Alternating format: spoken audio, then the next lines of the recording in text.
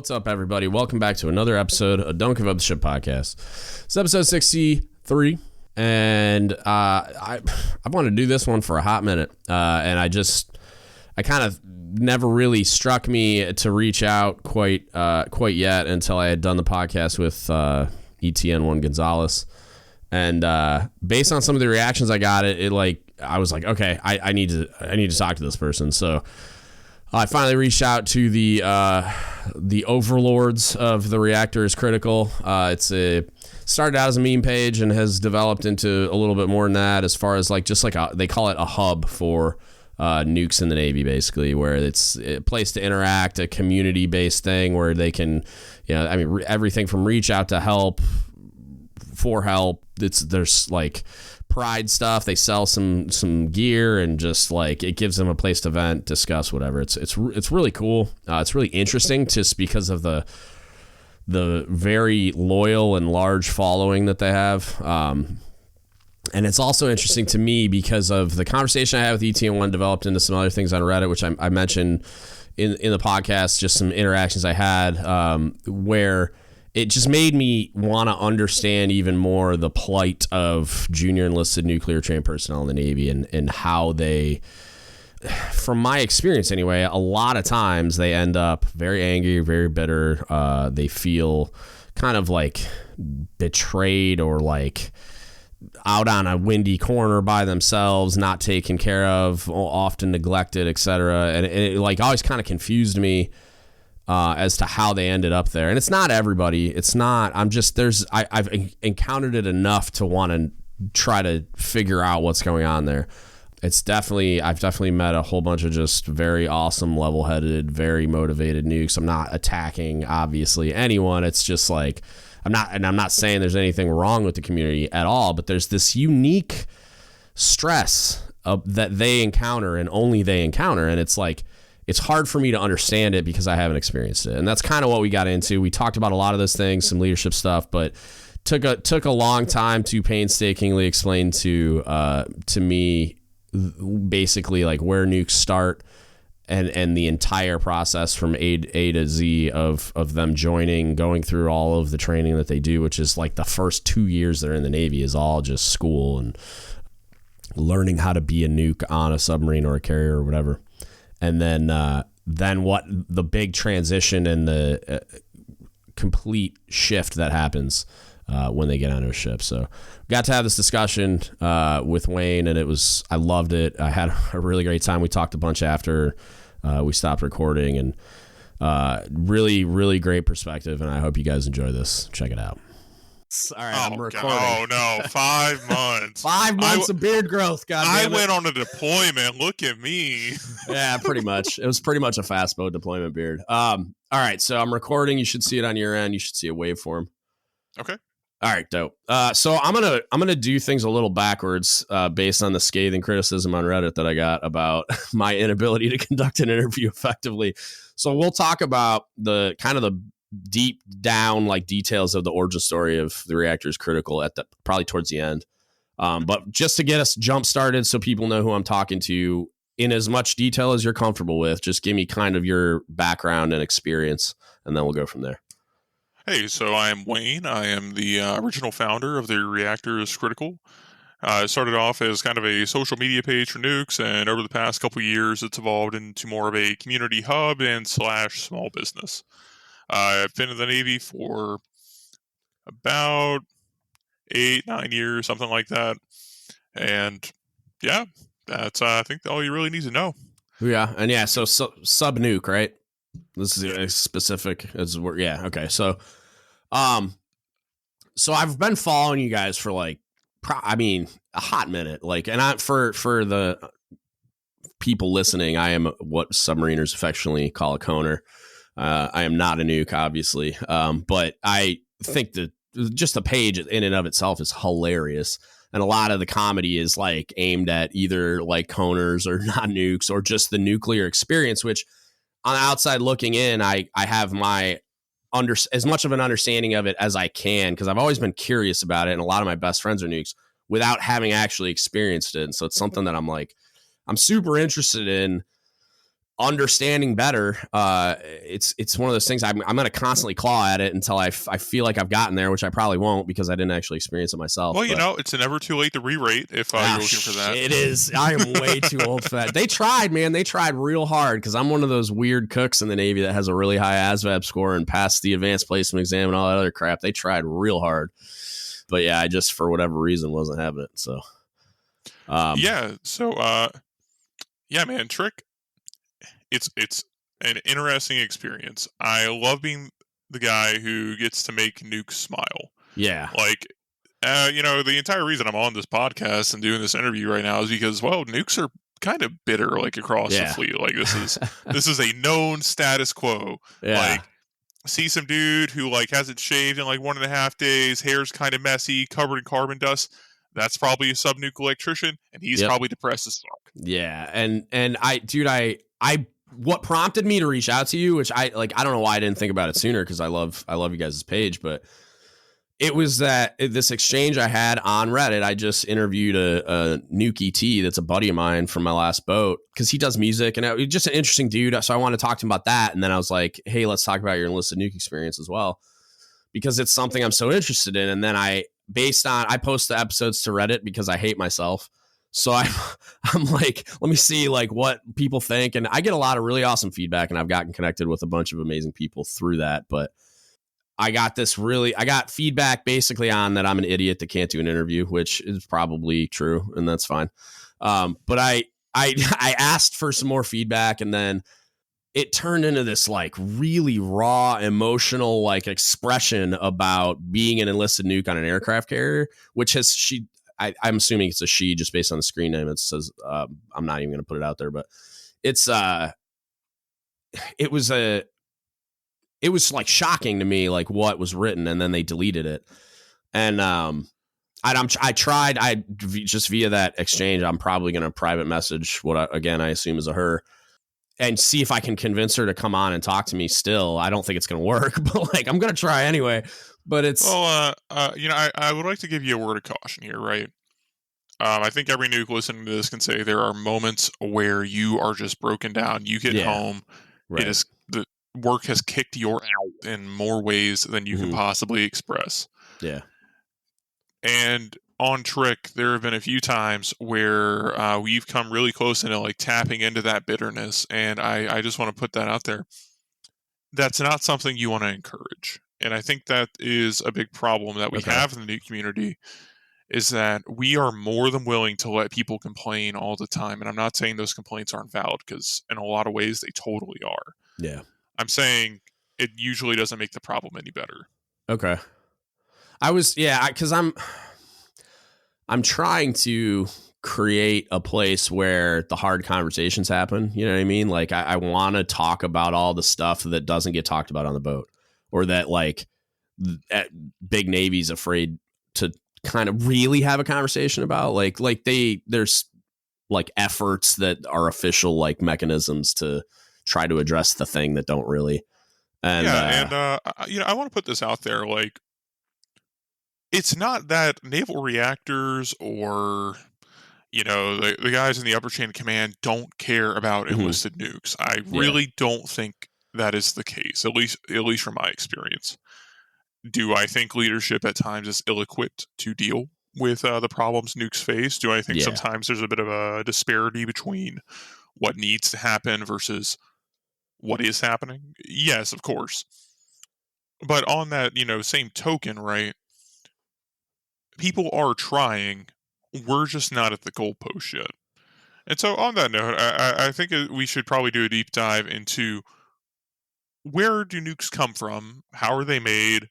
Oh, yes. And what the fuck happens to them to make them so bitter, like at the end of their sea tours? Yeah, you asked almost every question that I have in that vein, so let's do it, man. I'm super interested in also stepping through that looking glass. So yeah, I mean, I have like a rough sketch. It's just like, first, like I've always kind of been curious, and like just starting at the beginning, like what exactly happens from like day one, freshly recruited nuke shows up to nuclear training pipeline. Like what is some of that stuff like what, because they're there for so long, a lot of that experience builds their context going into an operational unit. So, Well, I actually want to step back. I don't want to start at day one. I want to start at day negative 180. Okay. So where do nukes come from, right? Like, where are we getting these guys? And over the years at TRIC, I've occasionally put out surveys asking people why they joined the Navy, how they got into it. And then, of course, I've talked to a shit ton of nukes and talked to them about how did you get into this job? Yeah. And I find there are generally three commonalities. Generally, they're really smart dudes. These are the guys who didn't have to study in high school, or the girls who didn't have to study in high school. Yeah. They're the people who it all just kind of came naturally. They're sponges, right? But on the flip side, a lot of them tried to make it into college. And they found that because they never had to study, they never had to try particularly hard at anything. And for those of you who have yet to go to, a university and try and get your degree in engineering or something like that, it's kind of a kick in the gut no matter how smart you are. Right. And so a lot of them were too, I'll just say it, undisciplined to make it through university or college or whatever the first time through. They party a lot, or maybe, they had financial hardships or something of that effect. And they find the golden path as that has been sold to them by America isn't working out. Yeah. And so they're a prime target for recruiters, and that's how you get these guys. And I would like to point out, this isn't everyone. This is just something I've noticed. There is definitely a very significant subsection of nukes I've seen who have joined because they have a strong desire to serve. Yeah. But on that sense, right, those guys who have that desire to serve, they weren't thinking about being a nuke. They were trying to serve because, they want to do something more akin to the Marine Corps or the Army, where they're holding guns and standing, fire watch and going outside of the line and doing all of the shit you see in movies. Yeah. And so their desire to serve is very much based in a typical masculine sense. Yeah. And we'll get into how that plays later. So we get these guys recruited, we get them into depth, we give them some money, bam, send them to boot camp. And from day one in boot camp, nukes are separated from everybody else. All the special things you can volunteer for in boot camp, like, you want to try out for the special warfare stuff, you want to try out for going to being on the USS Constitution or whatever the fuck that job is. No, nukes need not apply. They get through boot camp usually without any problems. I mean, it's not that fucking hard. Work out, do what is asked of you, wear the uniform, bam, show up at A school. And this is the day one, right? This is where, even though these guys have now been preconditioned to think I am a nuke and therefore I am special. Yeah. You now show up at A school and this is like the real thing. And a lot of these guys come in with, I think, high aspirations. Yeah. They're being told from day one of A school, you're the best and the brightest. We're going to have high standards for you. There's this kind of underlying mindset of this pipeline is a filter. It's not a pump, which is kind of ironic given that the attrition rate is, less than 10% all the way through due to academic issues. But I was going to say, I've heard quite the opposite from a lot of my buddies. Yeah. And, I'll elaborate that on a bit more. Okay. They get taught some relatively in-depth theory. I mean, they're not going into, like 400 level physics classes in college or anything, but, they get taught a decent amount. And I like to think that in the pipeline, this is where the beginning of the perform or suffer mentality comes into play. So I really want to touch on one of those high points, which is that mindset of, filter versus pump. Nukes love to be exclusionary and elitist when it comes to their jobs. They are special, they know it, and they want to let everyone else know it too. And, I'm no exception to that. I'm not going to lie. I was going to say, you're making me feel better about some of my, some of my, stereotypical views of nukes. Like, not that, and I go out of my way to not be that guy, but it's like I'm also a human being. So it's like I try really hard to just recognize the human being behind whatever they are, like, because I my entire career, I've been like defined by my job title, like, oh, you're just a dumb cook, you don't know anything, blah, blah, blah. And so it's kind of like the same thing where I feel like nukes are pigeonholed quite a bit, where they're like defined by it becomes a part of their identity. Yeah. Like, I don't think I don't think it's a very unique experience in the Navy, but a lot of guys are defined by the Yeah. job they did in the Navy. Right. I mean, you look at these dudes who they get out after doing like a 4-year contract as, I don't know, an FT or a cook or whatever coners do. I don't know, man. Not much. And they're still like liking all these, submarine veterans pages Yeah. and, my page and getting into all this stuff, fucking 25 years later, it becomes a integral part of their identity. Yeah. And for nukes, that gets inbred also while they are in the service, right? Like, we are our own special program. Look at us. We have a 4-star admiral, which actually governs all of our stuff. You only get a lazy 2-star. Things like that, right? Yeah. And so throughout this entire time, they're at NMPTC, so just A school and power school, studying in the schoolhouse. Mm-hmm. They're being held to, in my opinion, relatively high standards. A lot of the grade point average, I think they like curve it to be like a 3.2 or something, Okay. which is higher than most CTE scores I've seen. Right.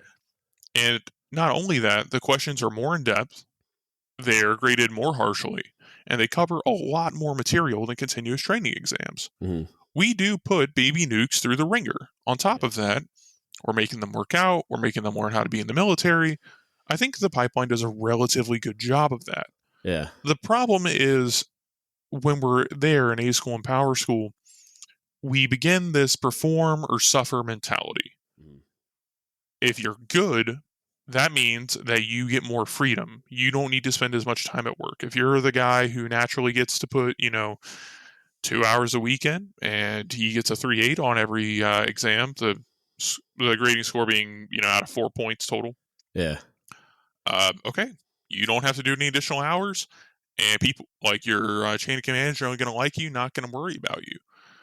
But if you're the guy who is having trouble understanding the torrent of information that is being thrown at your face, Yeah. you're now going to be mandated to put in more hours. It's assumed that because you aren't doing well on tests, there is an inherent discipline problem. You aren't trying hard enough. And I think that is kind of the beginning nugget of what is going to end up making nukes so bitter. Yeah. Is that every fault you have when you are not performing well is due to your personal inability to work harder. Right. Yeah. This kid, I always think of this kid. He was an electrician on one of my boats, and I don't like. Clearly, he was like one of those book people, probably or I don't know. I honestly don't know how he got through the nuke pipeline. But he was this kid that he FSA'd for me a bunch because he had a bunch of issues qualifying things and staying qualified things. And, but he was this kid that was he was like Rudy, man. He was like all heart, just all he wanted to do was well in the military. He was super passionate in a cheesy way, but he believed it. You know what I mean? He really was there to serve his country and do something great and blah, blah, blah. And so it's it was hard not to love this kid unless you were his division.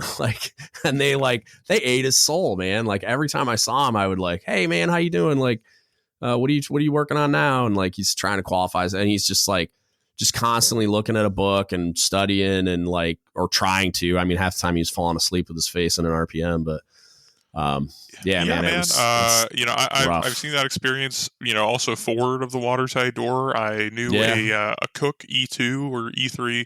Yep. I don't know. When you're not wearing chevrons, it's really hard for me to keep track of what your rank is. Yeah, I don't blame that on myself. Okay, that's fair. And this guy, he worked hard. He wanted to know more. He was trying really, really hard to get the grasp of all the ship systems for his fish and everything. But his science and technical education when he was, still in school as a civilian was very, very lacking. Mm-hmm. And so it was really hard for him to get these checkouts because he didn't have a fundamental understanding of fluid systems or whatever that a lot of people take for granted. And he just got ate alive. I saw his chief just chew him out in the middle of the P-way for not getting enough checkouts that day, even though I had been up, on watch over the mid-watch, and I'd seen this dude coming back to the engine room asking nukes for help. And I'm just like, Jesus fucking Christ, man. Like, cut this guy a break. He's trying. Yeah. He's just dumb. Yeah, dude, you're preaching to the choir because I don't think I'm dumb, but I still had a hard time with all like the engineering and like just anything with the drawing, man. I just was not. It's not something that comes naturally to me. I'm a worker, and I'll just work my way through it, and no one's gonna outwork me, and that's the kind of guy I am. So like, it took a lot more time and effort for me, but I figured it out. And like the same thing with Chief of the Watch, dive, all that crap. Like, not something that I ever probably should have been trusted with in real life, but they still let me do it. And it just took me longer than everyone else. I told everybody the whole time, like when I came back in for my dive board, like I finished my dive board as a senior chief because I was on a special projects boat and they wouldn't let me qualify dive because I was a cook. It's a long, boring story, but I went in for after my dive board was over. And I was positive I failed. I was like laying on this couch in the off crew building, like in my Cobb's office, just with my face in my hands, like, God, I have to do that again. Like, I was just like, good, this is so bad. And I thought it went really bad. Like I said, I don't know, like 3 times. I'm like, there's no way I passed this board. So I come back in there, like, you passed with lookups. And I looked at my CO and said, are you sure? Like, I was like, are you really? I passed. And so I'm like, I don't know if I ever should have been trusted with that watch station. But you know, man, I think for a lot of people, you learn more like the first time you stand the watch than you do from ever actually qualifying it. That's been the same for every watch station I've qualified. Like, you know, I'll try my best to, you know, learn what I can about, this is what X watch standard does in the engine room. These are the things I should be looking out for. These are my logs, etc., etc. And then I go and I stand the watch like by myself for the first time, and I'm like, oh shit, what the fuck's going on right now? And God bless them, they put me in a section with the A gang chief who was previously qualified dive on an Ohio class, and so like I had a nice little safety net of experience to help me out and keep me out of trouble. So I had some really experienced plainsmen. So.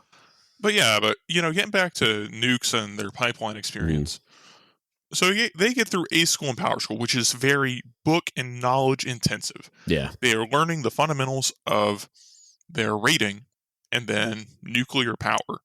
And I think personally, the way we do it is backwards. Like you learn how to, for example, be an electrician or a mechanic or electronics technician before you even learn how a reactor works. Which I think is just a holdover from the fact, like, it used to be you would go to A school first, and then if you were, like, in the top 10%, you would go to power school or some shit. I actually thought it was the other way around. I thought you guys went to power school. Yeah, that would make more fucking sense, but here we are. You know, if you're listening to this, I'm begging you, please change the order at which we do power school and A school. I'm telling you, you'll get better results. Just trust me. And, you know, moving beyond that, though, right? So we get through an MPTC. These guys get through all of their book quals. Or, they're not fucking quals. You know, they get through their book courses. And these guys are, you know, generally knowledgeable. They have a decent amount of knowledge about reactor theory and whatnot. And then we move to prototype, which is a completely different beast, but a very necessary one. So prototype is very much, we are trying to teach sailors how to qualify. Right. And you know, when I was a student, the thought process that was taught to me was you study for the checkout as much as you think is necessary to pass the checkout, which generally means like for a system, learn the drawing, learn like the major components, what they do, any standby features associated. And then you just go find someone who will sign the damn thing. And, you know, they'll give you some shit for it, ask you a couple questions, make you learn some stuff. That's kind of the point. Yeah. And then you move on. And so the qualification process, I thought, at Prototype was actually very well streamlined because there were dedicated people there whose entire job in life is to give you checkouts. Their entire job in life is to take nubs and make them less nubbly. Like that is what they are there for. And I think that is something I wish I could find a way to integrate into the fleet. But, you know, I've seen some efforts made, like they were like efforts based on people not making enough progress. So like when we were in the off crew, they would do like what they call it. It's like a nighttime instruct. It was like nuke duty in the off crew because they didn't stand duty ever. So they did like a nighttime instructor or something where they would just have like a guy qualified engineering supervisor or engineering watch supervisor sit in the OCAB with all of the guys that were delinquent and, talk them through. And I don't know how much talking through our checkouts actually happened, because some of those guys were like super angry that they had to be there, but like efforts were made. Mistakes were probably made too, but efforts were made to like try to create some mechanism. What is that Rickover quote? No, good ideas are only put into practice with courageous impatience. There will be bumps on the road. Yeah. You're going to have to fight through it. Yeah. But yeah, so we get them through prototype. And I think prototype is the ideal way someone should qualify. You're working on all these quals at once. You have a generally high level of knowledge. You're getting a lot of different people asking you a lot of different things. And I genuinely do think when you qualify someone reactor operator or electrical operator or interim upper level at prototype, if I were to abandon them in the engine room and make them stand to watch themselves, no over-instructs, they would be safe, which is the most crucial component. Maybe not good, maybe not proficient, but safe. And that's all I can really ask of someone who has no experience, and that's fine. Right. But in prototype, we do this thing where we incentivize people to qualify fast, which I don't have a problem with. And the way it works is that when you show up to prototype, every student starts on 12-hour days. Mm-hmm. You'll show up at like 7 in the morning, and that means you can't leave until 1900 at night, right?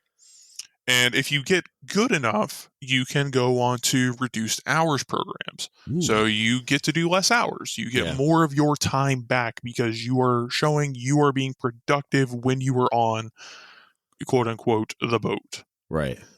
And I think that's good. Do you run into, when you incentivize quals, like incentivize qualifying fast, I should say, like is the standard a moving target ever? Because forward quals, it is, and I don't know why. Like I would say it's for dolphins, for chief of the watch, duty chief, all those things. Like it seems like those watch stations where it's kind of everybody can qualify them. It's not like a rate specific qual. So that the standard becomes a moving target sometimes. I would say specifically in prototype. From my limited experience, I was there as a student, and that's really about it. Oh, okay. My experience there is that it didn't seem like it was a moving target. Generally, any MMN3 that qualified is going to be the same as any other MMN3 that qualified at the end with knowledge. I mean, sure, there'll be guys who go above and beyond and know a lot more than what you needed to qual, but they're like the baseline level of knowledge to qualify the watch station is basically the same. Yeah. Okay. From my understanding, prototype instructors, if you're listening to this, I'm sure you are like foaming at the mouth. But I will say, I genuinely think that the prototype experience is something very needed for nukes and something that we do pretty well in the program. Okay. Now, we got through the pipeline. So, for some context, for most people, they spend about 2 years in the pipeline because, there's hold times and stuff, right? Yeah.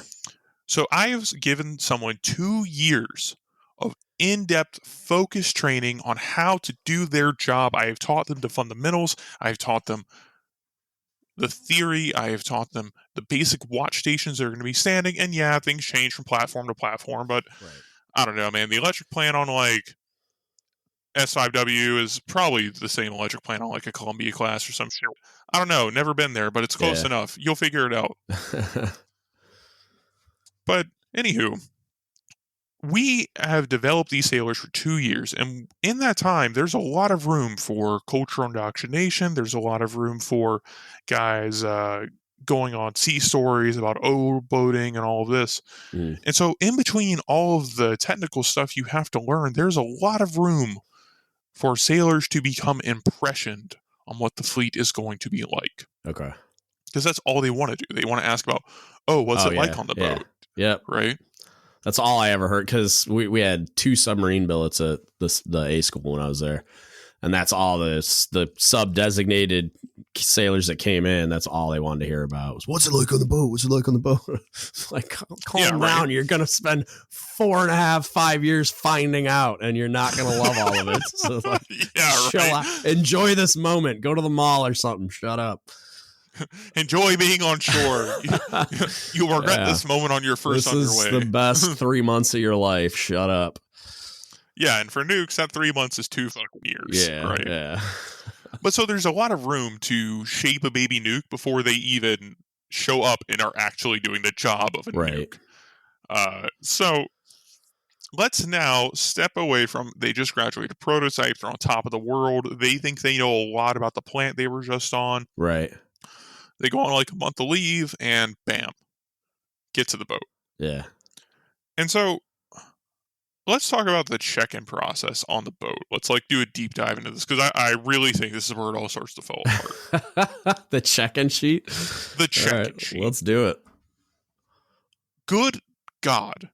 That thing is a monster. And I've yet to find someone who's actually completed everything on the check-in sheet. Oh, really? Because it's never up to date. It's disorganized. Yeah. You're trying to talk to all these people, and like a lot of them, like you'll go up to like, I don't know, some IT1 or whatever.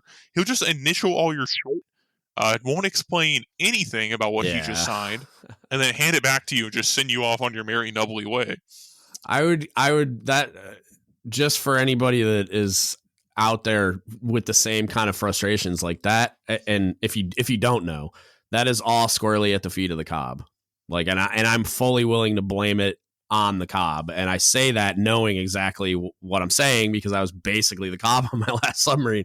It's all brilliant on the basics. That is like command indoctrination and sponsorship stuff. There's a book for it. There's very clear guidance on it, and I think it's really important for a first impression. Like a sailor walks on board the submarine, no matter who they are or where they're from. Like that's like the very first impression that you get is like the walking around and checking in and blah, blah, blah. And I think I've seen it done well, but it's pretty rare, like unicorn rare, but I think it's hard, though. Right? Yeah, and it is. Like, it's hard to keep all that stuff updated, and I'm going to talk about that more. Don't worry, I have an entire lecture planned. It's hard. It's hard too for because they're checking in whenever they're checking in. So when they find that ITS-1, it's like, who the hell knows what's going on in their universe, and do they have time to stop and check in some baby nuke that they don't care about at all in that moment, that they're stressed out about the 7,000 things that are punching them in the face. Because throughout the pipeline, throughout the past 2 years of their active duty Navy experience, it has all been formulaic. People know what they need to be doing. Mm-hmm. It is very clear. Everyone has a set standard. If you have questions about the standard, you know who to ask. You have weekly meetings with like your SLPO. I don't know if that's a thing in Cook A School, but it's essentially like it's your CDAD, but you're on shore, so shore dad. Yeah, I mean, you just have an instructor, but yeah. Yeah, right. You have weekly meetings with these people, checking in on you, making sure you're progressing well, etc., etc. And then you get to the boat. And it is chaos. Yeah. I don't know how the Navy has managed to survive this long in this state of chaos, but I think we are commendable for getting through it anyways. So these guys, they show up, they're confused. And after, who knows, the first 24, 48, 72 hours, they finally get the check-in sheet done, or as done as it's going to get. Yeah. And they get thrown back into the engine room. Someone makes them an account on Gnosis and prints them out this giant stack of qual cards. I don't even know if you get your qual card handed to you in paper anymore. I think it's like you just get an account and it's up to you to print your own qual card out, which is interesting. I think it's a good change, but just interesting change. Mapping a printer is interesting half the time. Oh God, yeah. The minutia of trying to get anything done. I went to work the other day and I was like, okay, all I need to do is go onto this website and do this thing and print this thing out once I get done with it. Like, I thought this is a very simple process. I use computers all the time. I'm a giant fucking nerd. I can figure this out. Show up to work. It's like 7 o'clock. I spend the next 5 hours of my day trying to get this done. I spend 5 hours trying to go from unclassed computer to unclassed computer to unclassed computer, trying to get on these websites, trying to get this stuff done. Yeah. And I know it sounds like I'm going off on a tangent here, random listener who is out there, but I'm not. This is the experience a lot of sailors have, where they are trying to get work done, but there are these, vague and hard to like even comprehend barriers to you to getting anything done. Yeah. And finally, at the end of all of this, a nub is handed his qual cards and just simply said, "Get hot, like start qualifying." Yeah. And I don't know how it is for everyone, but from the guys I've talked to, what happened with me is I handed my qual cards, and they just said, "Figure it out." I wasn't familiar with the references. I wasn't familiar with where I needed to go for checkouts. I wasn't even familiar with like who the QPO list was. This was all just like trial and error, trying to figure my life out. That was my experience. Pretty much. It was just hand you stuff and figure it out, nerd. And I actually like back in 2002, they just said get in the galley and cook lunch, and I'm like, huh? Like I brand new on the boat. Like I didn't even know where the galley was. Like get in the galley and cook lunch. I'm like, I don't know. Like I don't know how to. I mean, I can try because I had cooked professionally before I joined the Navy, so like I knew how to cook. But like, it's like, what do you mean? Like I don't even know where anything is. Like, and so they just chucked me in there and let me flounder and figure it out. Yeah, man, and it's that same like kind of similar thrown out of the frying pan into the fire experience that a lot of junior nukes get. And I think the problem is that junior nukes, when they're going through the pipeline, they are consistently rewarded for their talent level and their work effort. Right. Even if you are the guy who's barely getting by with like a 2.5 GPA, if you are actually putting in those 35-hour weeks, if you are actually studying, people will generally have a decent opinion of you. Is there any truth to one of that really scathing Reddit response I mentioned earlier that I got? It was kind of like made mention to like, if the instructors like you, you're going to do better than if the instructors don't, kind of thing. And I mean, it's a qualification process, and one of the downsides of the qualification process and checkouts is that there is the level of personability required. Yeah. Nukes are abrasive, at least a lot of them. Yeah. No, and so you put a bunch of people who are essentially just humans coded in sandpaper together in a room, and a lot of people rub each other the wrong way. Yeah, that makes sense. So, we'll get there. Okay. Anywho, you show up, you're handed this stack of, how many, like, I think I got handed like 12 qual cards when I showed up. Just said, hey, you need to figure this out. I was like, okay. And the point is, your talent level is irrelevant. Whereas you might have had an identity in the pipeline, for better or for worse. That literally does not matter on the boat. It doesn't matter if you were the 3.5 student. It doesn't matter if you were the 2.5 student. You are here. You are a nub. You know nothing, and you are unimportant. And so I think that is definitely a shell shock. Yeah, I was going to say that runs contrary to everything they were just taught for 2 years, effectively. Like, yeah, it runs contrary to everything that they're special, they're smart, they're capable, they are getting prepared, and they show up and they feel like just none of it mattered. Why do you think the cultures vary so wildly? Just because, like, it obviously you guys had, like, and I say you guys, like NR effectively has complete control over what happens in the pipeline. But then when you get to the submarine, I would think that everything after the watertight door, I mean, like, you basically, like, the EDMC and Eng effectively have complete control over the culture back there. So why do you think it varies so wildly, at least on submarines? I don't know what it's like on surface ships, but I've talked to a few surface nukes. Between the pipeline and the in my ship. Personal opinion, I think it's due to the op tempo. Op tempo is very, very high right now for the Navy, especially for nuclear-powered assets. Carriers are going underway for 9-10 month deployments on top of their workups, on top of compressed shipyards. It's the same kind of pattern of attack when you look at what boats are doing, right? Yeah. Like, boomers are, going out for longer. Nuts. Yeah, SSGNs are, that whole like 3 month on, 3 month off thing. I haven't seen that in years. Yeah. Like, people are going out for longer and they are having to do more with less. And that is difficult. Yeah. And so the first things to go away in these high stress, high pace environments is training, formalities, courtesies, because no one feels like they have time. God, you're pulling on my heartstrings right now. That, like, it blows my mind that those are the things. Sorry, I just punched my microphone. Those are the things that go away. Like, the first thing to get cut is like to me is the most important thing to us succeeding as an organization is like training, like formality, like educational thing, like the stuff that builds the foundation for us succeeding at our, mission. It's kind of the thing we do. Yeah, like it's just those are the these things pay long-term dividends. Yeah. And in that environment, you don't need a long-term dividend. You need results right now. Right. And so this is the world you were thrown into as a baby nuke. I've heard of some guys doing, or some boats doing a little bit better, where they'll essentially ignore the nub's existence in the engine room and just tell them, "Hey, go figure out all your forward shit first. Okay. Then come back here and we'll work with you." And I think I've seen better results with that. Interesting. Where we just say, "Go get your fish, go do all of the that stuff, then come back here and we'll make you a nuke."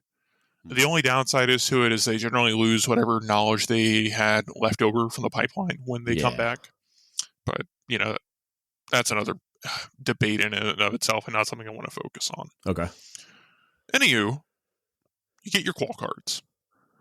And what you're going to notice is whereas the standard for checkouts and prototype were, in my opinion, relatively level depending on whoever you talk to, like an RPFW checkout with MMN2 Smith is going to be about the same level of an RPFW checkout you get with MMN1 Joey. Right. That is just not the case on the boat. You can talk to two guys who are both qualified the exact same things, who have been on the boat for about the same amount of time, and one guy will just blaze the checkout, just say, "Do you know what this thing does?" Yeah. And you go to start talking, and as you're talking, he's already signed your qual card, and you're just like, well, okay. Yeah. Which, one, makes sailors feel like it doesn't matter how much they know. Right. And then two, you'll get guys on the other end of the spectrum who you'll go in for that same checkout, and they'll ask you question after question after question after question that are tangentially related to what you actually need to know about that system or that watch or whatever the hell it is. And so it makes you feel like there's no way you could have studied to make that checkout go easier. Yeah. Which also disincentivizes what we really want, which is sailors learning how to stand their watch properly and studying it and taking pride in how well they do it. Right.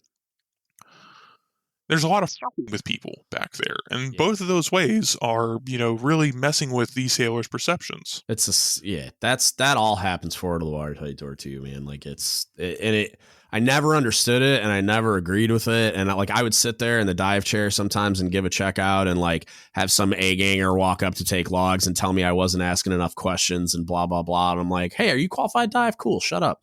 Because it was their system because they own everything, and I'm like, you can give an EMBT blow checkout, or you can just shut up and go away because I'm qualified dive and I do what I want. Be gone. I'm asking because I actually looked at the CTQS for us. I think it's all Gnosis now, but it's got bullet points in there that tells me what things should be covered during that checkout. And I talked to the A-gang chief. I'm like, what should I ask for this? I'm not dumb. I'm a cook. So I know this isn't my system. So I ask that question. Hey man, what do you think should be asked for an EMBT blow checkout? And then that's I use that as my guideline, but there's a lot of stump the chump going on. I think the Navy has done a better job with trying to standardize checkouts with the introduction of, Gnosis and kind of universal cards, at least in the nuke world and things like that. Yeah. There's definitely still more work to be done, but yeah, it's been getting better over time. However, all these minute experiences, pile up. Yeah. You spend a very, very long time as a nuke in quals. Right. And unfortunately, we have this culture in the nuke community that if you're not qualified senior and rate, you are a nub and therefore useless. You can be, a mechanic who's qualified interim upper level, interim lower level, interim middle level when that was a thing, roving watch, all of that stuff, but you're not qualified interim supervisor yet. Yeah. So therefore, you are not useful. And so it's a very black and white demarcation of one day you're the nub, and then you qualify and you're useful. Except nukes also have this thing, and I'm pretty sure this one holds forward of the watertight door, where seniority is king in your social circles. Yeah. The guy who showed up 8 months before you, Doesn't matter how stupid he is. For first term guys, for sure. Like, it's like, that's the only thing that matters. Like, your rank is irrelevant. I've been on the boat longer. You know what I mean? Like, yeah, like, and God bless Spoos, but I think they get it the worst. They show up. Spoos. I was gonna ask. I was wondering. I figured you'd get there on your own eventually, but I was gonna. Let's talk about Spoos. Like, Spoos, you guys are doing a necessary job, but you eat it on the back end. Yeah, and some of them earn it though, because like I've had Spoos show up and they're non-quals that re-enlisted and they're second classes, and then they make first 5 seconds after they get there, and they go up to like a lead ELT qualified second class with Fish and say, "You can't talk to me like that. I'm a first class petty officer." And it's just like, oh my God. Like, it doesn't go so great. No, not because I had a kid bring me that guy. And he was just like, I'm going to hit him. I can't. And he just walked away. And then I was like, what's going on, man? And the first class Spoo tells me what happened. And I was like, cool. Are you qualified anything? And he goes, no, chief. And I was like, do you have dolphins? It's like, no, chief. I'm like, then shut up and listen to him. I'm like, he's trying to teach you things. Like, he's trying to get you qualified things. And the whole submarine at all times is trying to kill you. So just shut up and listen to him. And you can go now. Bye. Like, just keep it moving. And I was like, he's a fully qualified lead, like lead ELT, everything. He just doesn't have that third chevron. So this kid wouldn't listen to him. Like, oh my God. Yeah, man.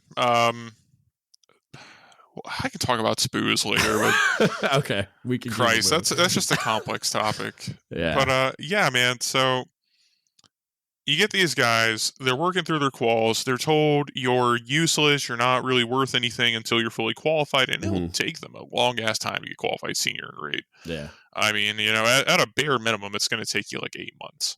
Okay. And so that's 8 months. You're on the boat, or for most guys, I think it's closer to a year and a half, at least from what I've seen.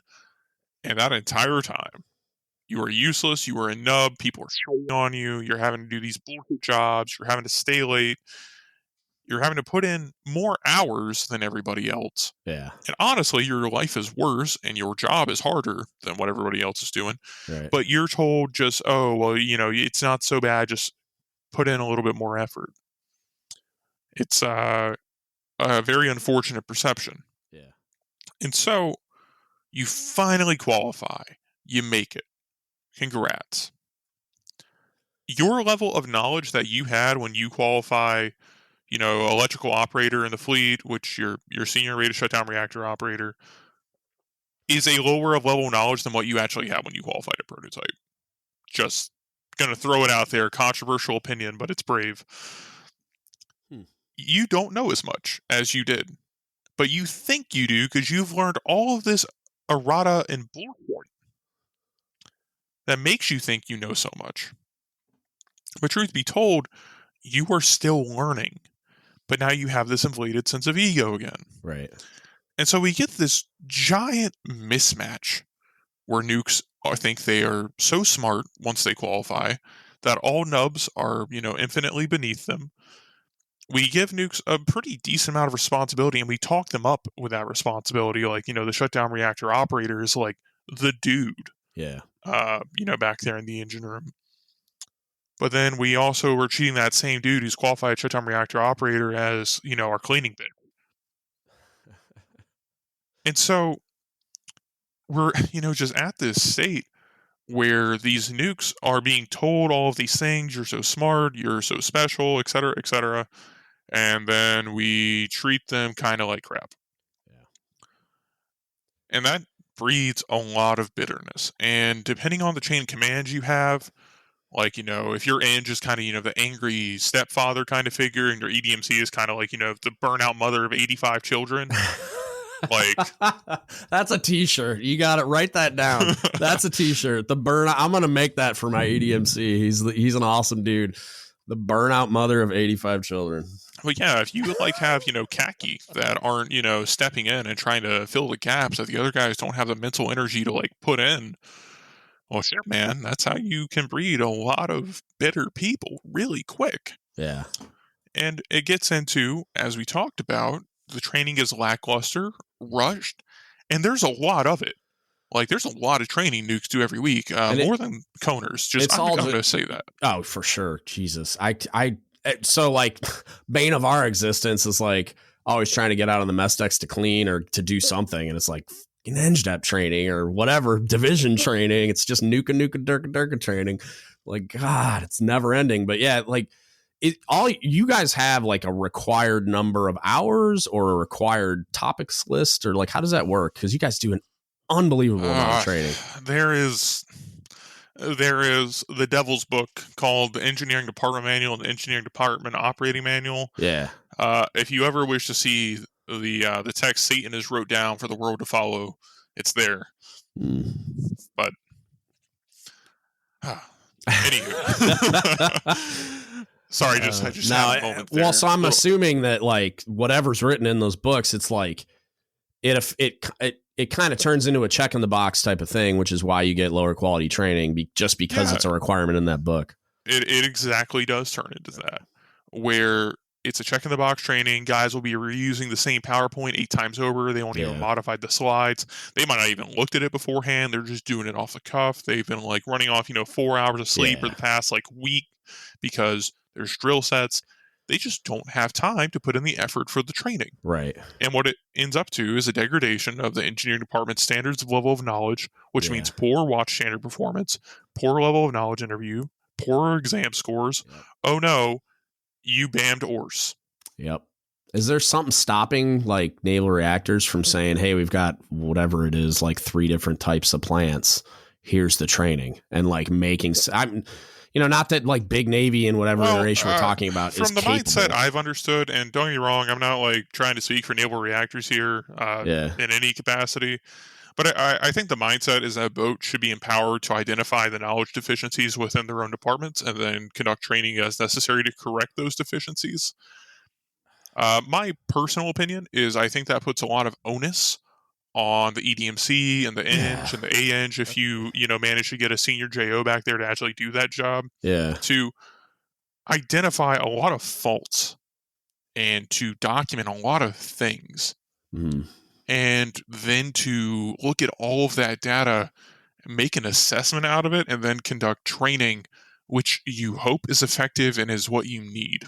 Well, it's like I could see like a certain like 20% of whatever required training being that, and then they're like the rest of it being handed to you as some kind of a curriculum almost, where they create more robust training with like some training aids maybe or whatever. I don't know. Like I would say it's a bit more inverted useful in that percentage, right? Like there are certain training topics that nukes just have to cover like every year, every time they qualify or whatever. But most of it is at the discretion of your long-term training plan. But anywho, I feel like that model is the same as like petty officer indoc. Like, yeah, hey, go give them some leadership development and education because I have time for that on an operational submarine.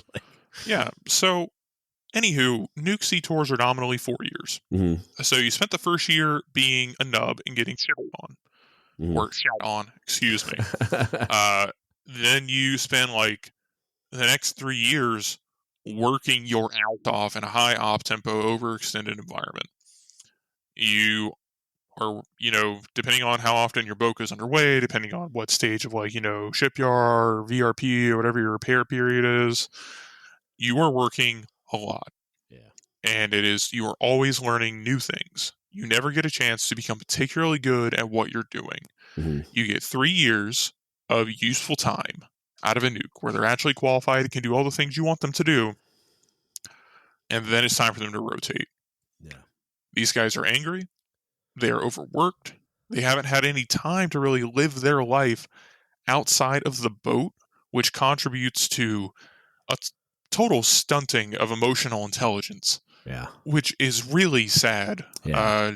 A lot of these guys, are getting divorced and they can't see it in the moment because they're there, but they're getting divorced because they have an inability to communicate effectively. They don't know how to talk about their problems. Right. They don't know how to just be empathetic because there's no room for that on a submarine.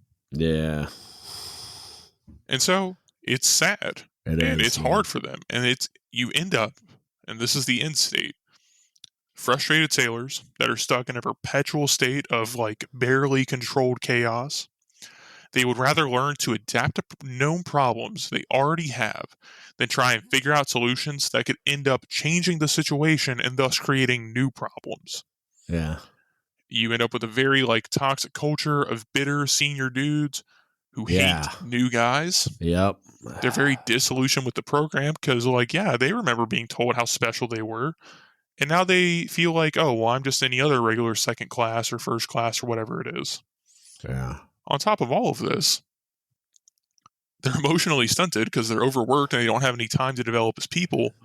And finally, the leadership we're putting back there in engineering department, because a lot of guys get out, these are the guys who manage just to put up with the silliness, or the few sadistic few who actually liked it, to stay back in. And don't get me wrong, I've seen some amazing nuke chiefs. I've seen amazing enges. But a lot of these guys, they're not coming back to another SEATOR because, they love the Navy. They're usually coming back because they were either scared to get out or they can't afford to get out. They have medical requirements, things of that nature. Yeah. And so, and just as a side note on all of this, for a lot of boats, because of P&EO requirements, JOs have to spend 12 months back there. And they show up and they just immediately hand them engineering division. Which,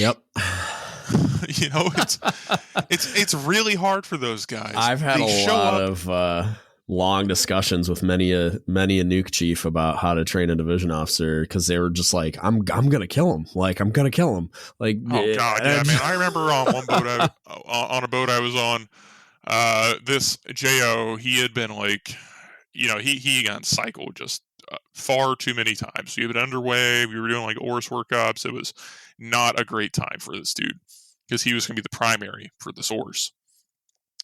And so there was this, I forget what paperwork it was, but he needed to route something, and it was his signature, and this needed to get to the edge. But this guy was just exhausted. Yeah. He had to go get some hours down. So he goes into a bunker room because he's not senior enough to have a stateroom. Yeah. And, he goes and just crawls into his rack and just tries to get an hour or two down so he can refocus. And I see his chief running around the P-way, and he looks at me. He's like, "Hey, where's insert JO name here?" Right. I'm like, I don't know, chief. I think I saw him go into his rack. He's like, "He what?" I'm going to strangle this motherfucker. And I see him running and taking off. And I'm like, well, the sir's about to die. That's a shame. For the crime of an hour of sleep. Jesus. Yeah, man. And what I'm getting at is we put JOs in this really tough position where they're just showing up to the boat and getting their life figured out. And then we're telling them to go lead, in my opinion, the most strapped department in the entire submarine. Sweet baby Jesus. JOs on submarines, man. I was talking to a guy. He works at the commandment now, but he's a reservist now and has been for a long time. He's a commander. But he just did his JO tour and then got out and became a reservist. And we're talking about being a submarine JO and just how you just look at him and it's when was the last time you felt a pillow on your face, man? I haven't. Those poor JOs, because by the time they got up to me and they're standing off to the deck, they're they've been so focused on other things that I had a newly submarine qualified officer of the deck that I'm the cook chief and I fancy myself a pretty intelligent human being, but as discussed earlier, I still can't believe they trusted me standing dive. So we're taking the boat to PD and she's asking me what to do and asking me what do I do in my PD brief to the captain and what speed do you need and what this, that. And then I'm like, oh my God, we're going to die. I'm you're supposed to be the one telling me what to do. I don't know if you know how this works, but dude, it's terrifying. Yeah, JOs get it rough, man. They do. But we're setting these JOs are pretty smart. They generally have some innate amount of talent in them. Yeah. Or they went to the Naval Academy and they're not worth zero, but I digress. But, these guys are smart, just like nukes. And we are putting them in charge of the most challenging like divisions who really need like that extra guidance and that extra leadership and representation up like the upper chain of command. Yeah. And we're just sending the guys who are going to be like so strapped for any like mental bandwidth and telling them to figure the fuck out. I'm assuming that the reason that happens is because like engineering duty officer and engineering officer of the watch are like their first qual, so they just think it's easier. From what I understand, talking to my eng about it, it's it's a PNEO thing, right? Okay. So you have to get through PNEO to screen for department head, and so this is like a career milestone for them. Okay. And you have to like be done with that before like you're 24 months on board. And you can't go to PNEO until like you've had 12 months of a nuke division or something like that. But still, I mean, I could put them in charge of freaking sonar and torpedo men for the first 8 months and get them. Right. But you got to build in the buffer time. I'm not saying you can do it differently. I'm just saying this is life. Gotcha. Point is, right, we are giving engineering department the least amount of leaders and oversight and giving them a lot of work and a lot of responsibility. And a lot of the guys in there are just trying to figure it the fuck out. And they try their hardest. And sometimes it just doesn't work. And that's, in my opinion, why nukes end up so bitter. And, I want to caveat this. It's not like this way on all boats. And it goes to varying degrees. Mm-hmm. I've seen engineering departments with an amazing culture. I have seen engineering departments who have had it horrible. Like, tapping just because, like, they can't take it anymore. Yeah. It varies a lot. But systemically, these are the issues that I see as a guy who I see a lot of what nukes go through. I see a lot of messages in my inbox, and I've had to, dish out advice over the years, even though I'm still trying to figure my life out sometimes. Right. And so I just want to put this out there. The issues the nuke community faces isn't because the new generation is weaker or softer. Yeah. It isn't because people aren't trying. It is systemic. And I want to point that out. The rules and regulations and the way we are doing this is breeding the culture. It is not that these people want to be bitter. It is not that they want to be hateful. It is that this is the behavior they will end up eventually doing because this is the path of least resistance. Yeah. This is what they fall into. 1,000% agree with what you're like, especially the whole cop out about generational whatever norms that somebody invented to classify a group of people. It's like, fucking boomers. I hate generational classification because it's like, it's not all the people aren't all the same. You can't like put a large group of people into like that type of a subcategory and like think that it's always going to apply. And I think it almost never applies, to be perfectly honest with you. Like when you're just because like, and maybe it's just because the Navy, like you get a cross section of like the whole country. And sometimes people from outside of the country that are earning citizenship by serving in the United States military. So it's like, you just get this crazy cross section of people, and it's like a lot of times none of that stuff applies. Everybody's wildly varying, and I mean, I could probably talk for another hour on like the floating high school aspect of being in the Navy. But God, that's I'll get another hour. Well, I definitely want to like touch on like, so you've arrived at like, this is the end state of a nuke after 4 years of service on platform X. It's like, how do you think that like, especially someone like me, I'm almost asking from a future COB perspective, as long as BUMED actually says that's cool. Like, how would I help create a culture that is like the one you described? That's like, hey, we got an awesome culture in the engine room. Everybody, like, we're doing as well as we possibly can be. Yeah, with the stresses I would say there's 5 like bullet points I've written down here, and these are things I've thought about a lot. But with that said, this is just my opinion. I'm just one dude. Right. First, it needs to be an attitude change on how you treat guys who are in quals. Right. People who are in quals have a job. Their job is to qualify. That needs to be respected as, yes, you are doing something that is contributing to the boat. Mm-hmm. Because I just want to point this out there. If you are giving a quality checkout, you are also learning this material better. Right. You are still useful even if you are not fully qualified. And that should be a thing. Yeah. Just because you're new to the boat doesn't mean you need to be working 13-hour days. Yeah, dude. You should work the same hours everyone else works. Yep. And if it is proven that you are lazy and unable to manage your time, you can take corrective action from there.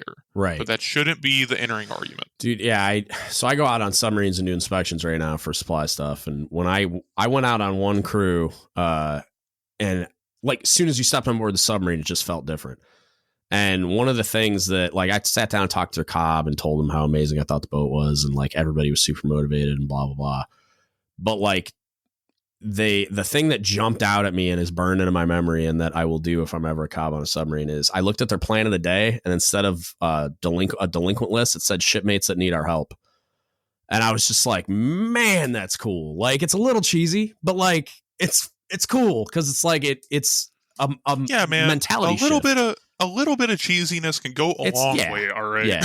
I'm a huge fan of it. Like, my plan of the day will say that. And I just like, and that communicates a lot to not just the sailors that are in quals and that are behind, but the ones that are responsible for like making that change, like helping them get qualified, teaching them things, giving them the checkouts. Like, I thought that was amazing. Yeah, and that's great. And, that comes up to my next bullet point here, is that as a leader, compliment your people. And I can already hear the people eye rolling as I say it. But I am telling you, the culture that at least I see a lot of nukes have is that they're always listening, trying to find the deficiency or the technical error in the brief. They're always trying to think, worst case scenario, what is going to go wrong? How is this dude going to fuck me today?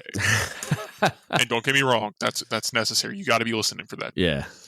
But at the same time, you also need to be mindful of, if that person is doing well, if they are just doing their job and meeting the requirements, you, as a guy in khaki, just compliment them. Just literally say, hey, dude, you're doing a good job. And be sincere. Mm-hmm. Literally go up to him and say, hey, I saw, the effort you were putting in when you were fixing this motor controller. Hey, I saw that, your logs were impeccable. That when you were taking your logs, finding deficiencies and correcting them. Compliment them on the little shit. If you can build this culture of, if I do my job well, I will get recognized and people will appreciate it, they're gonna want to keep doing it. Yeah, and you say recognize, it's like not NAMs and stupid letters, even though those have a place. It's like just it means more to most people when like me as their chief says good job than a NAM or any of that other crap. Like, just my approval at the period for that one day, one task, one thing, whatever. Absolutely. Yeah. And if your entire like toolkit is, hey, you're fucked up right now. Here's how to like fix yourself from being fucked up. If your entire toolkit is just helping people up and then hoping they don't do it again, you are going to breed that toxic culture, which is going to end up with no one re-enlisting and a lot of people hating the Navy. Yeah. So, on a separate bullet point, I think a robust, consistent training program is crucial to a good engineering department, like particularly engineering department. And it needs to have more goals than find deficiencies and fix deficiencies, right? You need to think about it like this when you're training up junior nukes. These guys don't know shit or fuck about your platform.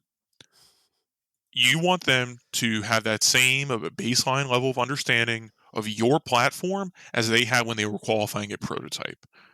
Structure your training plan so that way they get built up. You shouldn't be throwing these dudes into steamline rupture, fast leak drills right off the bat. You shouldn't be asking them these super in-depth minutia questions about, I don't know, the engine room freshwater system, where all the cross connects are and all that crap, before they've even had a chance to just learn what does the engine room freshwater system even do. Yeah. Build them up. Your goal is to have a continuous training program that builds upon itself. It should reference previous trainings. It should be standardized, and the materials you are using to train sailors should be accessible and easy to find. Do you guys ever do training that's like where people are split in groups based on experience and aptitude? Aptitude's probably not the right word. Experience and level of knowledge. Like as far the as only way I've ever seen it done is that there's department training, divisional training, and supervisor training. Yeah. So in a way that kind of inherently splits it up by like experience level, but no, in my personal opinion is that it should be reworked to there should be training for people who are not qualified senior and rate, training for people who are qualified senior and rate, and people who are qualified supervisors. Okay. That's my opinion. Gotcha. That's what I was thinking in my head. But, it's just, it's, I don't control the EDM, and frankly, there are guys who spend a lot more time thinking about this than I do. Yeah. So, my fourth bullet point is you need mentorship. And God, that sounds so cheesy. I know a lot of what guys, you're saying sounds super cheesy, and it's kind of surprising me a little bit, but I don't not agree with you. You know what I mean? Well, man, you can choose to be bitter, and I can choose to give you, I could give you all these cynical, edgy bullet points that I think, a lot of nukes would more instinctively agree with. Yeah. But those instincts of, make it universal, that nubs work 14 hours a day until they're qualified.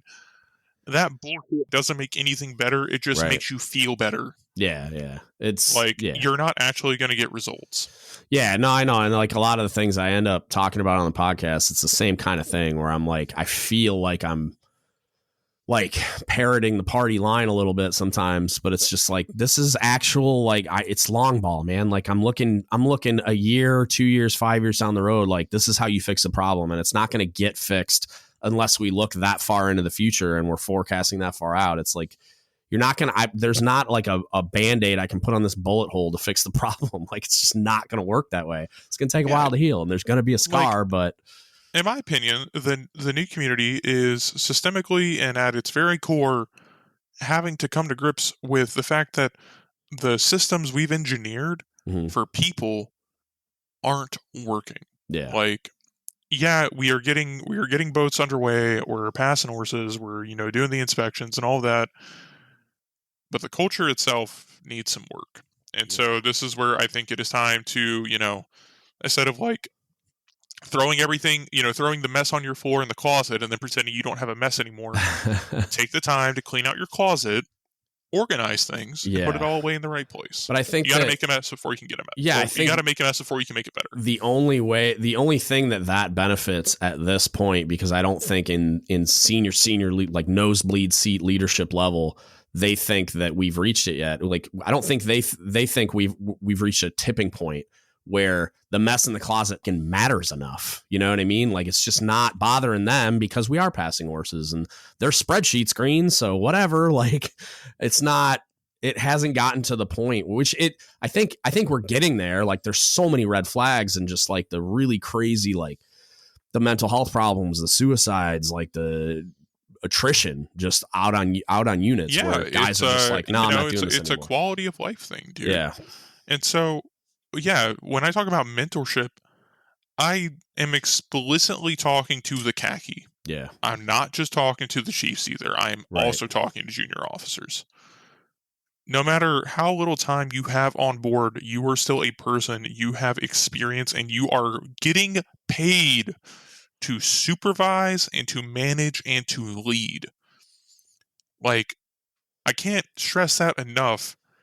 If you were going into this mindset as a chief or an officer that your bare minimum is just to manage your division and ensure, SCED is closed out for the week, you fucking suck. It is about your people. It is about the sailors. It is not a great chief's mess or a great wardroom that is going to make the boat. Those guys can be happy and you can stand on your watches, all that. Stop that. It doesn't work. It's about the crew. A great crew will make a great boat. Yeah. And so if you are not actively working on not just improving your sailors from a technical knowledge level standpoint, but also trying to improve them as general people, you're not doing enough. You should be sitting down and talking to your sailors. You should know what they have going on in their lives. You should know what their concern is.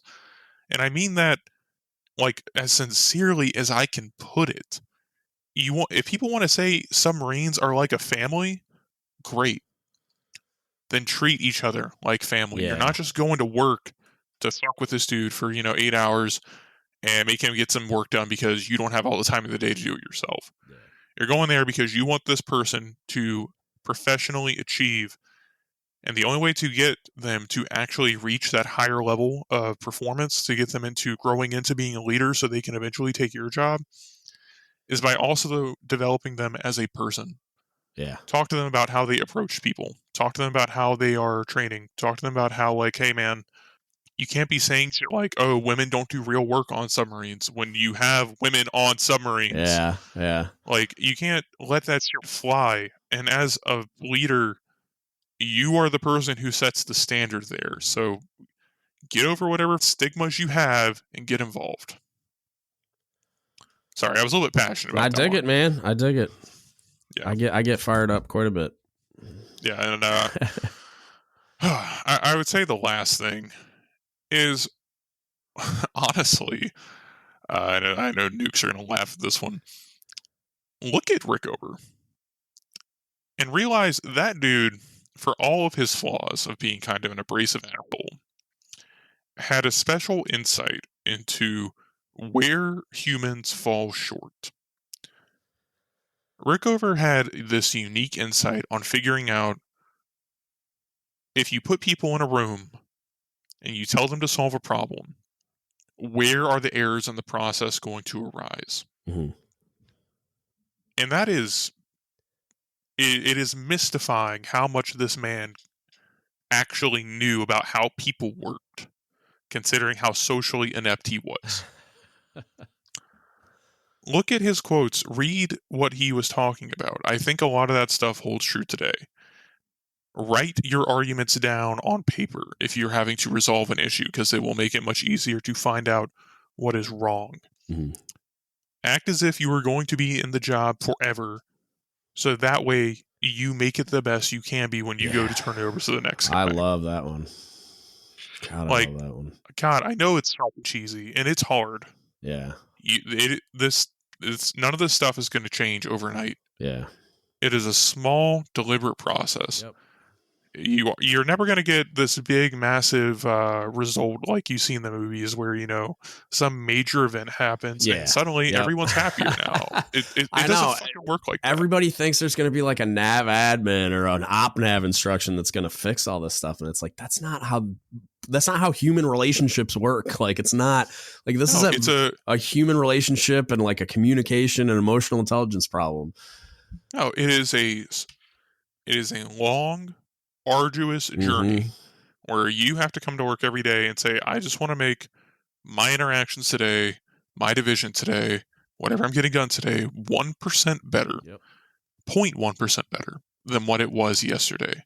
And if you can just remind yourself of that, just put it on a sticky note, have an alarm go off on your phone or your watch, since we can't have personal electronic devices, just something to remind you, hey, it's not going to get better until I put the effort in. Right. And it doesn't have to be all of the effort at once. It needs to be the slow burn. Mm-hmm. And yeah, that's what I think can make it a little bit better. I like it, man. Yeah, dude.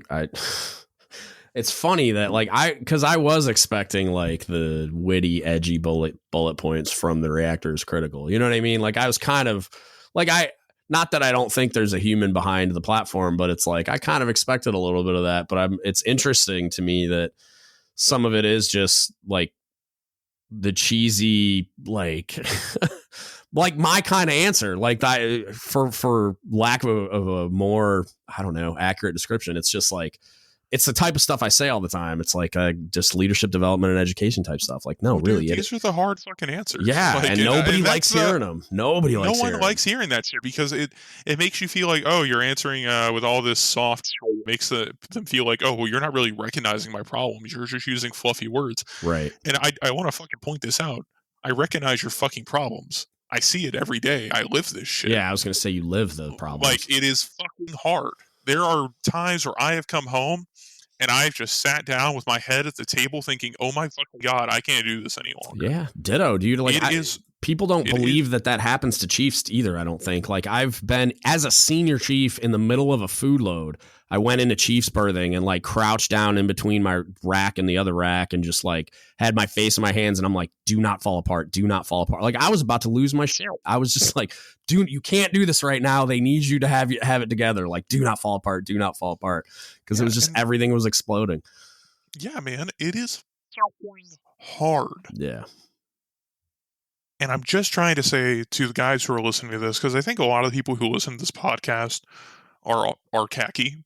I think they are too, which is weird because I started it for junior sailors and it just kind of became its own animal. Yeah, like to the khaki out there, man, we recognize the effort that you guys want to put in, and I don't think anyone puts on anchors or gets commissioned or any of that shit planning to be like a fucking mediocre leader. I don't believe that of you guys. You're all human. I don't either. But recognize the reality of being great at something comes with sacrifice and recognizing you have to know where you are failing. Be honest with yourself. Yeah. Recognize what you are doing wrong and fix it. Well, it's interesting too, because like I'm doing a lot right now with I talk a lot about the Chiefs mess and how organizationally we're failing and like kind of the things that I think need to change, and working on a lot of different things right now. I just got involved in a project to write an article for proceedings with a bunch of people, and talking to Paul Kingsbury a lot about like different projects. I'm going to be on his podcast soon talking about similar things. And then there's like a update to the Chief Petty Officer's Guide coming that I'll probably have a little bit of input on, but like the kind of stuff that the kind of conversations that need to happen about, cause I think a lot of not just nukes, obviously. I think it's this problem obviously extends across like all career fields, but is that the way that the Chiefs mess functions is not built to take care of sailors first. Like, it's just for whatever reason, like it's not focused strictly on that. Like, in my opinion, and I'm pretty sure I'm right, our primary fucking duty and our only primary duty is to take care of sailors. The end. Like, that's why I'm getting a paycheck. And I concur. I don't think that's I don't think that's what's happening. I think we get distracted by all the shiny objects on there, right? Like, fucking what's your measurement metric when you go up for this shit? Yeah. What is the measurement metric for anyone in the Navy? It's not how many, I think the closest thing you get to, like, getting measured on a cultural effectiveness standpoint is like, how many sailors did you get to re-enlist? I think that's the end all of it, right? They do have. And I understand the Navy has to act like that in a certain capacity. The Navy is concerned with fighting wars, employing ships, and preventing wars. We for all this talk of a brotherhood and fraternities and all that shit, at the end of the day, man, we're here to fucking kill people if necessary. 100% agree. But it's like the best way to get a group of people to work towards a common goal is, you know what I mean? It's like, so you're chasing your tail by, like, when people are saying like, yes, we have to measure everything by metrics and we have to get people to re-enlist and we have to have enough bodies to throw at the problem to fight the war, etc. Like, I get that, and you're not wrong, and I don't disagree with that, but simultaneously, the best way to be the best warfighter you can possibly be is to take care of these fucking people so that they can do the best possible job they can. I concur. Fighting, dude, like, you're preaching to the choir. Yeah, I know. To be honest, I don't know how we would. I would love to see the evaluation system changed in such a manner that it encourages chiefs and officers to be involved with sailors and to mentor them and to be able to measure that in some quantifiable aspect, but that eludes me. I don't know if you can boil that down. 360 evaluations. Where you get it from all sides. Yeah. I mean, it sounds a bit like a bad porno plot, but I mean, just had to say that out loud, didn't you? No, I think that it works though, because like, so when I went to the Senior Enlisted Academy, there was a SEAL and a SWIC guy there. And I guess they do it as part of their evaluation process. And they were talking about it during one of our like giant class sessions because you get together in like a big hall and then you get together in small groups. And so I stopped by and asked them afterward, like, where do I get that stuff from? And they just used some like Survey Monkey thing. Like they just created it themselves and just said it's amazing. Like, cause you just have blind spots, and there you have blind spots where it's like, there's just certain things that certain people aren't going to tell you that other people will. Like junior sailors are like, they're not worried about your feelings, especially when it's anonymous. Like it's like Reddit, like they get to type whatever they want. And it's like, even if they're just flaming you, it's like there's nuggets of truth in there. And especially when you see a theme that says like, I think it's just, it's difficult for people to want to get that kind of feedback, man. Especially like in the new community, like you're already kind of ran to your wit's end, and you are made painfully aware of your shortcomings as a person when you get put into leadership. Yeah. Like, it becomes very obvious to you. Like, if you if you talk to a sailor wrong, if you phrase something the wrong way, you're going to hear about it. Yeah. Right. And it's going to make you feel bad because you probably didn't intend it. Right. And so, if you were to, put everybody out there, just open them up for the world to be on blast, I think it would, definitely crush a lot of these dudes. And maybe some people out there would say, like, well, okay, it needs to happen, rip the Band-Aid off. But at the same time, like, I am also concerned about the retention of khakis. Yeah, that's you a need good guys point. to stay in to do that shit too. That is a good point. I don't know. It's a difficult problem. Yeah, I think, and I don't know if you could distill it down somehow to where maybe you don't read the comment from the E4 that says you're a worthless piece of crap, but you distill it down to like, oh well, what he was really saying was that you have a problem communicating, something like that. I don't know. I mean, I think that's how a lot of this stuff goes. It's like, and God, coming back to nukes, I love these guys. They will say something and they will phrase it in perhaps the worst way possible. Yeah. But there will be a nugget of truth in there, of just unquestionable truth, and you're like, wow, that's really valuable. Yeah. But man, if I didn't have to sift through a giant mountain of to get there. You're not right. I'd spend time talking to those like probably like junior E5, senior E5s, and then like the junior E6s in the engineering department. And like, that's what it was like, man, just like, and they would talk to me because I took the time to kind of create that relationship and like image for myself that like, oh, this chief's not going to like narc on you and like yell at you for saying the wrong thing or whatever. And so like, I'd get to have those types of conversations with those guys, and like it's interesting, and you're right. I mean, like one of my favorite things to do is one of the things I like to do is I like to go find whatever salty sailor I can, and I just like to ask him, "What's making your job miserable? Why are you so mad? Like, why are you fucked up right now? Yeah, not in the you are like fucked up, you're doing something wrong. Right, but like, right. What is on your mind, dude? Like, why are you angry? Like, I want to know. Yeah, ditto. Like, that's how that conversation went with that sailor on Reddit. It was like, now I want to talk to you even more that you flamed me on Reddit. Like, I want to know what's going on with you. I want to know how this happened. I want to know like how you got from a sailor who volunteered to serve their country, whether it was for a college degree because you just really want to be a nuke, or because whatever the reason was, you volunteered and were enthusiastic about doing so at some point.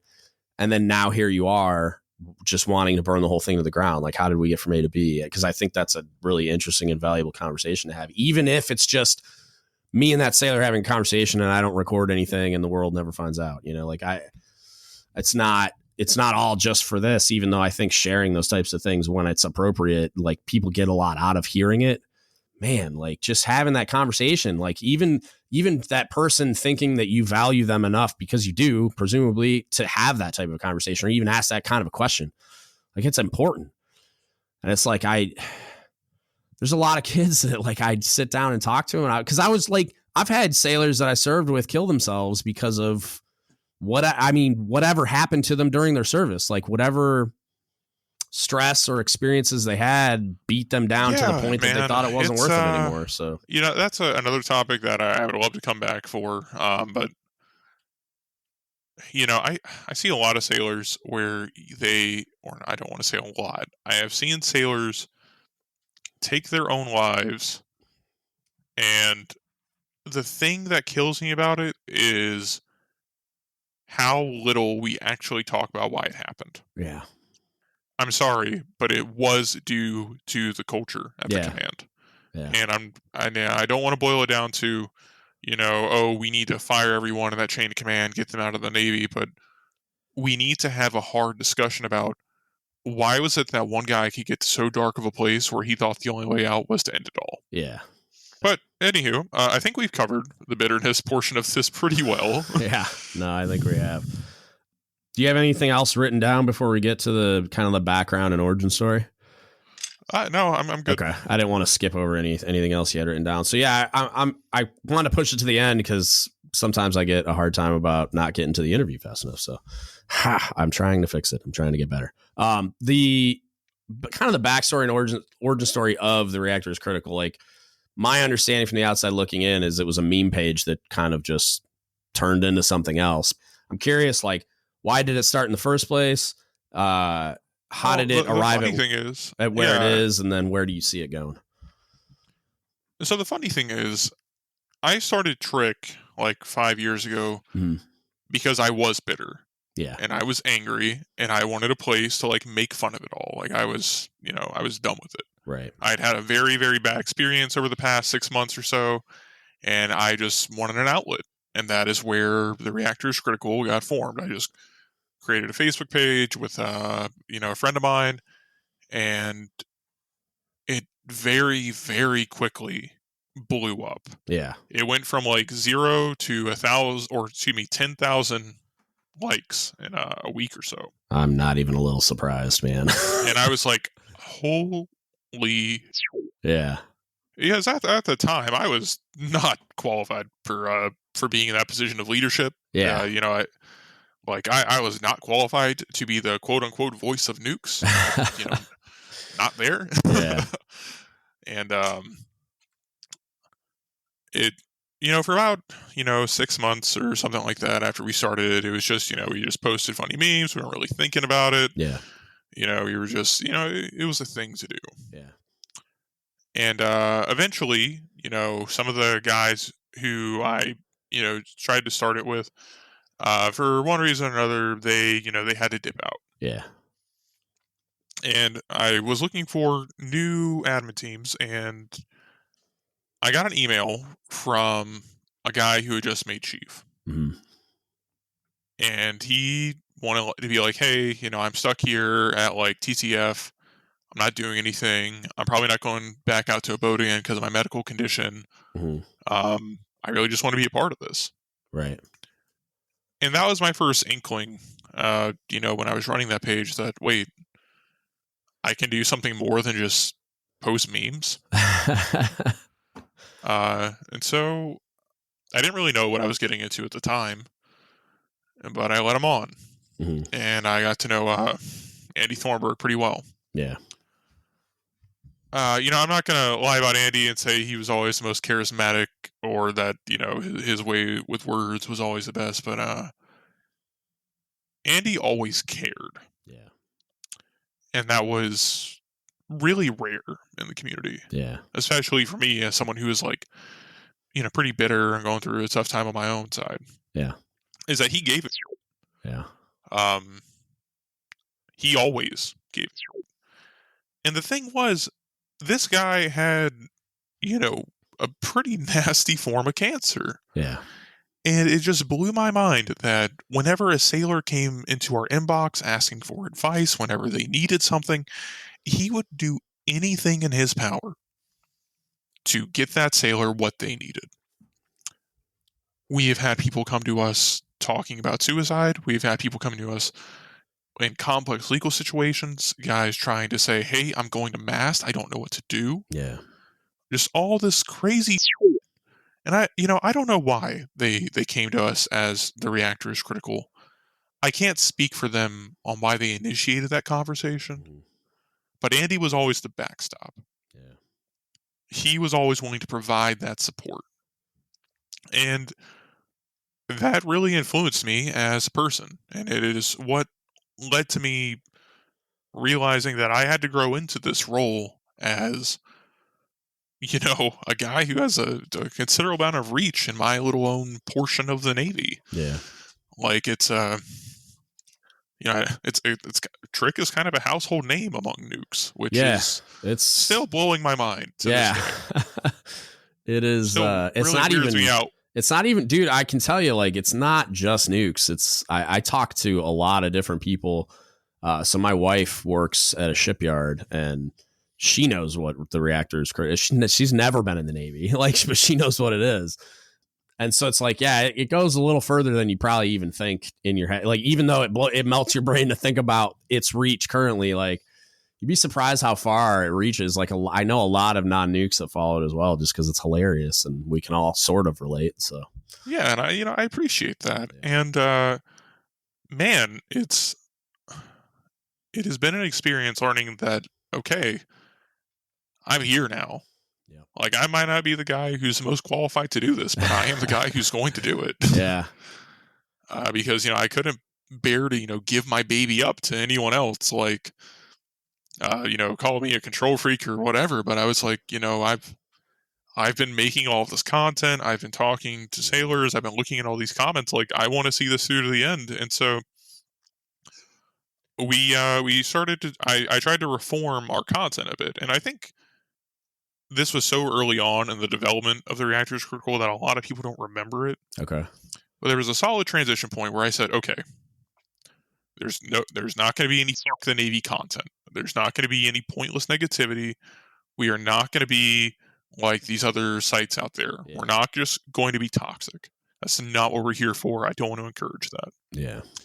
And Andy was all on board for that, and he helped out a lot in making that vision come true.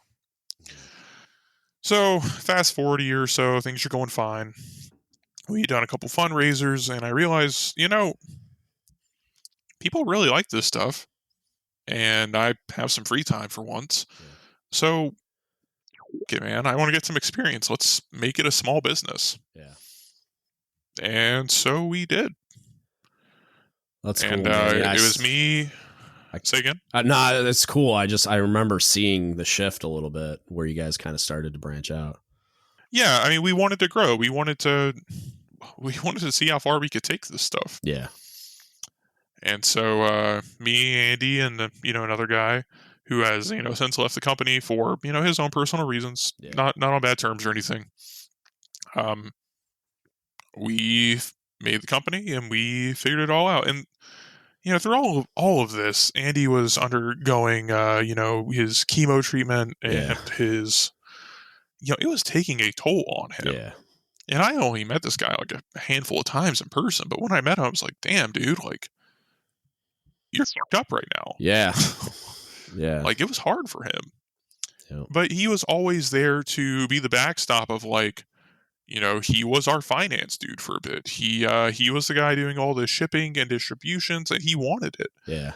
We would try and take stuff off of his plate, and he just wouldn't want us to. Yeah. As his wife told me once, and he also said it a few times, was the Reactor Is Critical gave him purpose long after the Navy had said, we don't want you anymore. You have cancer. We can't put you on a boat. We're sorry. We're going to medically retire you. Yeah. Long after he had grown out of his khakis. Long after all of that, he just wanted to be involved with the sailors. Yeah. That's cool, man. Yeah, man. It was a big influence on me. Yeah. And moving forward, last year in about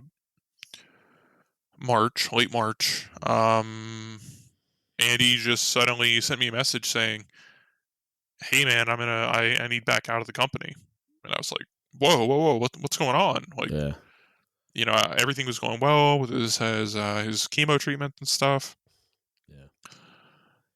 And I messaged his wife. I'm like, hey, I don't know what's going on with Andy, but like we can talk about this. What's going on? Because like I'm freaking out. Yeah. And then she kind of hits me with it. His diagnosis moved to terminal. And it's not really my place to give the specifics of his medical diagnoses, but more or less, this was just something completely out of the doctor's control. Yeah. A few days later, I fly up. I make sure to go see him, and he passes away. And just something I've been like carrying with me since is like, I want to make the Reactor Is Critical the community hub, the source of information, the source of positivity and humor that Andy always wanted it to be. Yeah. Like, it's just not about me. And I think to an extent, it's not even, about him. It's about the new community. Like, in my mind, I see a lot of, leaders who just, I don't want to say they don't care about nukes, but they often forget about them. Yeah. But I don't. I give a shit about these guys. Yeah. I want to give a shit about these guys. And I like to think that this whole TRIC thing that I have is my way of giving back. I know it's kind of small and insignificant. It might just be a blip on some people's radars, if that. But I want to do what I can with it, and I want to do it well. I love it, dude. I love that you keep saying that it's not about you, because that's like the whole. I was terrified of this podcast turning into anything else except what I wanted it to be, which was just like a leadership development platform and resource for junior sailors, and not making it anything about me. And I say we a lot, and I talk about it like I'm a group of people. It's just me. Like, I mean, my Chief Bob helps me out with some stuff from time to time, but like, he's only been involved for probably not even a year yet. And he's like just passively involved, like helps me out and gets on podcasts with me a lot and stuff like that. But yeah. And, I just want to go ahead and give this, I've gotten a chance to like really, talk about myself and Andy, but I want to give a big shout out to like the rest of the team. I want to give shout out to my finance guy, our social media manager. I want to give a shout out to our operations manager. I want to give a shout out to our graphic design artists, all of our, fans and commenters, all the people who've been giving us feedback over the years. Like, for fucking real, I'm just a dude who found himself with an opportunity. Yeah. And I cannot do this by myself, and I would like to thank everyone who's been involved over these years. Yeah. I like it. I can't imagine it growing into what it is now without help too, man. And it's not like I haven't had help. I just like, it's primarily just me. And I have a lot of like, I've gained a lot of people as it's grown, man, where it's just like, they're like my buddy, Jeff, he says this thing all the time where he's like, when you're doing it the right way and you're kind of focused on it's not about you concept, he's like, the world's going to conspire to help you out. Like, he's like, people are just going to come into your life that are going to just, hey, put you in contact with a person that you can talk to, or like give you an idea or give you a push or help you out with something that you need to help accomplish the goal. But I think it's super cool, man. I love like stuff that you guys do is like I've gotten really passionate about talking to people like you that do things like this, because it's like, I think it's like one of the only mechanisms that you can legitimately deal with the stress and the type of experience that we have, and just in the career field that we do, is to have outlets like TRIC and whatever else is out there. Like, there's a reason all these meme pages exist. There's a reason why there's like all these other mechanisms for sailors to like blow off steam and express their feelings. People, I think it helps them like, cope with both the humor, but also just giving them a place to, to vent, tell their sea stories, laugh, remember, how worse times were once upon a time, ask for advice from dudes who've been around the block. I mean, I say community hub because, like, honestly, the content we put out is like half the equation. The other half is all these people interacting in the comments, and like, then we'll get into some fiery debates down there. Yeah, I've been in there a little bit. I've been in some of them, and like a lot of the nukes that I've served with, I go back and forth about a bunch of stuff. Yeah, man, and I'm glad that I can provide a medium for that to happen. Yeah. Well, thanks for doing it, man. That's awesome. I'm sure like there's probably, as much as you want to profusely thank your team and the people that engage, it's like, I'm sure they want to profusely thank you as well. So on their behalf, thank you for what you do. Appreciate it. I love Thanks. it, man. I love it. It's amazing. I share your guys' stuff all the time just because I think it's hilarious. But yeah, man. And thanks for coming on. I appreciate it. Like just spending the time. Cause like, I know like I've had listeners in the past I've had guests in the past that have been a little worried about coming on and doing this. And so I appreciate you, taking the risk and I will fiercely protect your identity.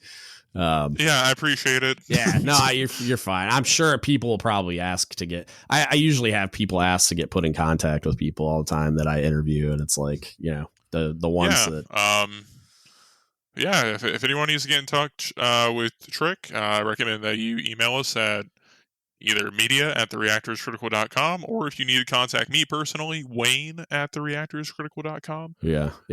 Also, just like send us a message on Facebook or the Twitter or the Instagram, social media people. You know how it works. Yeah. And I'll put all that in the show notes, like all the places. I can't imagine they don't know you guys, but if they don't, like I'll put all the links to all the things in the show notes so people can find you guys if they want to just enjoy the content or reach out. But yeah, man, thanks for doing this. I really appreciate it. Yeah, thanks a lot for having me on. And unfortunately, I hope you guys enjoy that. But unfortunately, when I stopped the recording, 2 seconds later, he said Rickover 2020, and so that's I promised him I would name the episode Rickover 2020. Since I didn't capture that in the recording, unfortunately, they're doing a big thing, like a website and all this stuff about effectively like a campaign site for Hyman G. Rickover, the founder of Naval Nuclear Power.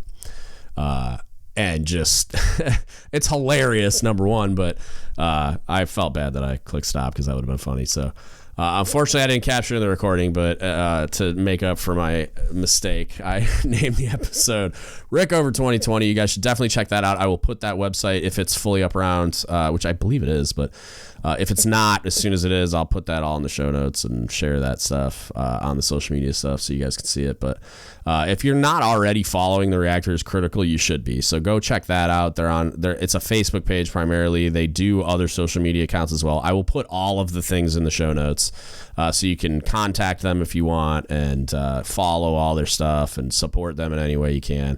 Very cool.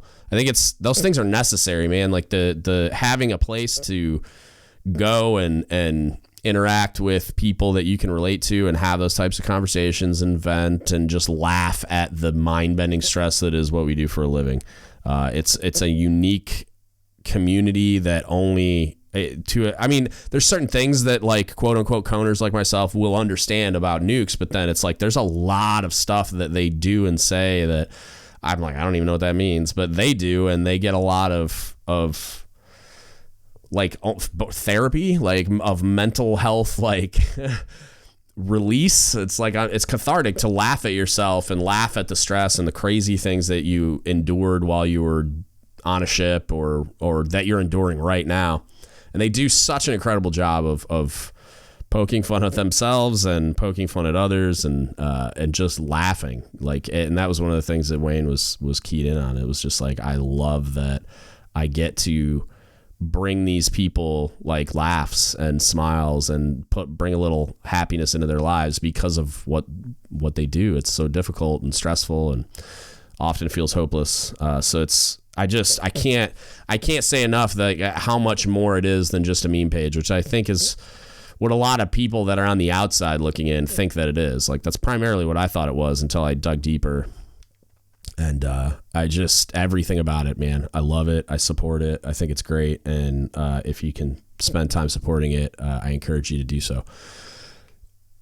If you need anything from us, hit us up. Don't give up the ship podcast at gmail.com. You can Facebook message us, Don't Give Up the Ship Podcast, or you can DM us on Instagram or Reddit, or get on any of the subs that we're active in, including our own, which is dgutspodcast, and tell us how you feel. Interact with us, ask us questions, whatever.